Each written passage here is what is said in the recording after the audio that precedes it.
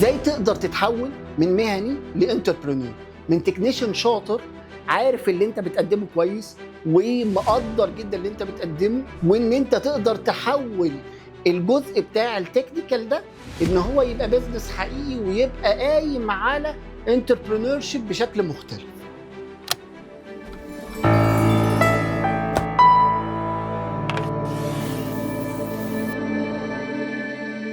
وهي دي المشكلة اللي بتواجه كل واحد فينا شغال تكنيكال.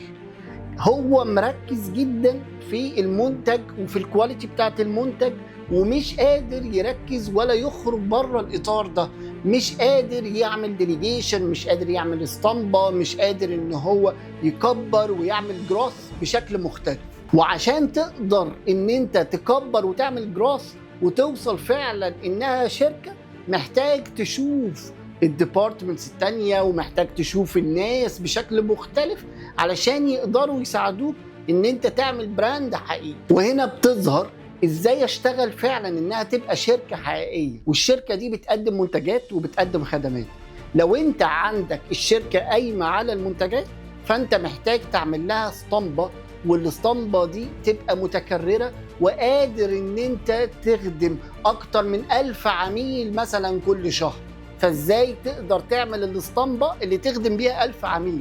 ازاي تقدر تتجاوز الكاباسيتي اللي انت متعود عليه؟ لكن لو انت بتقدم خدمة، فانت هنا محتاج تستوعب وتفهم الكونسبت بتاع الديليجيشن، الكونسبت بتاع ازاي افوض حد يشتغل ويقدم الخدمة دي مكاني. وبعد كده تبدأ تدخل على المرحلة التانية، المرحلة بتاعت قياس الخدمة والمنتج ده، هل هو بيتقدم بنفس الكواليتي اللي انت كنت بتقدمها ولا؟ فالبيزنس عشان تشوفه صح محتاج تشوف 4 سايدز من البيزنس، محتاج تشوف سايد المنتجات والخدمات اللي انت بتقدمها، وازاي ان انت هتقدم الخدمه الاولى والخدمه الثانيه والخدمه الثالثه والمنتج الاول والمنتج الثاني والمنتج الثالث، وتوصل ان انت بتقدم 7 منتجات وخدمات. فهنا يبقى في شركه مش قايمه على منتج وخدمه واحده. وفي نفس الوقت تشوف السايد الثاني، سايد العملاء، ان كل خدمه وكل منتج تكون مناسبه لعميل معين